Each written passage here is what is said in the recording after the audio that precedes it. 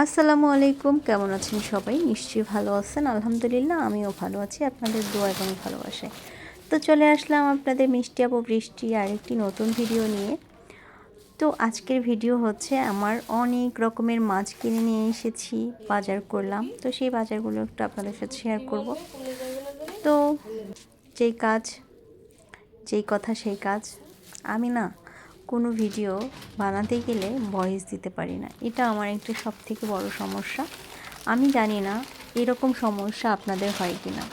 কোনো না কোনো কিছু ঠিকই ভুল হবে, ঠিকই এলোমেলো হয়ে যাবে। আমি এখনও ঠিকভাবে কথা গুছিয়ে বলতে পারি না, এখনও বকা খাই ছোট বড় সবার কাছে।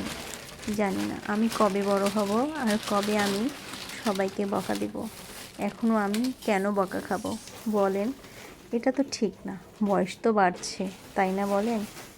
ধীরে ধীরে বয়স বাড়ছে, ধীরে ধীরে আমাদের সব কিছুই চেঞ্জ হচ্ছে। যাই হোক, অনেক রকমের সবজি নিয়ে আসছি, তারপরে মাছ, ডিম, এগুলো তো আছেই। সব কিছুই দেখবেন এবং দেখছেন। যারা আমার ভিডিওটি দেখছেন সবাইকে অসংখ্য অসংখ্য ধন্যবাদ, অনেক ভালোবাসা। আমি জানি আমার এই বগর বগর শুনতে আপনাদের একটুও ভাল লাগছে না, কিন্তু কি আর করার। যাই হোক, তারপরে এই যে দেখলেন, এটা হচ্ছে আমাদের জাতীয় মাছ, পাঙ্গাস মাছ যেটাকে বলে। যদিও আমার পছন্দ না, তারপরেও নিয়ে আসছি, কি আর করব।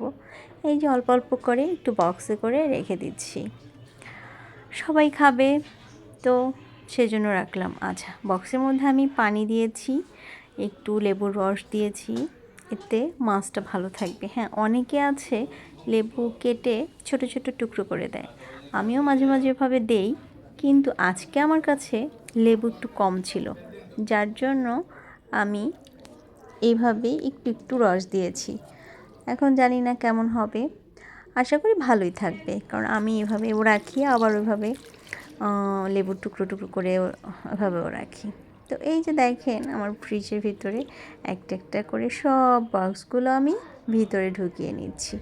দেখেন, একটু বলেছিলাম বাজার লাগবে, কিন্তু এত এত বাজার নিয়ে আসছে, এখন আমার ফ্রিজে জায়গায় নেই। আমি কোনটা রাখবো, কোনটা বের করব, কোনটা গোছাবো, আমার মাথায় কাজ করছে না।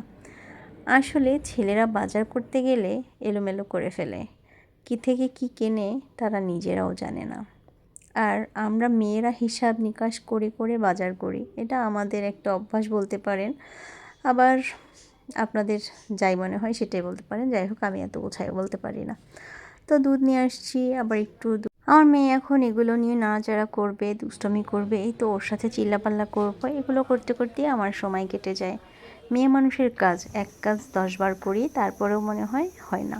যাই হোক, আমার এই বগর বগর যদি আপনাদের ভালো লেগে থাকে তাহলে অবশ্যই আমাকে সাপোর্ট করবেন, লাইক কমেন্ট শেয়ার করবেন, পাশে থাকবেন।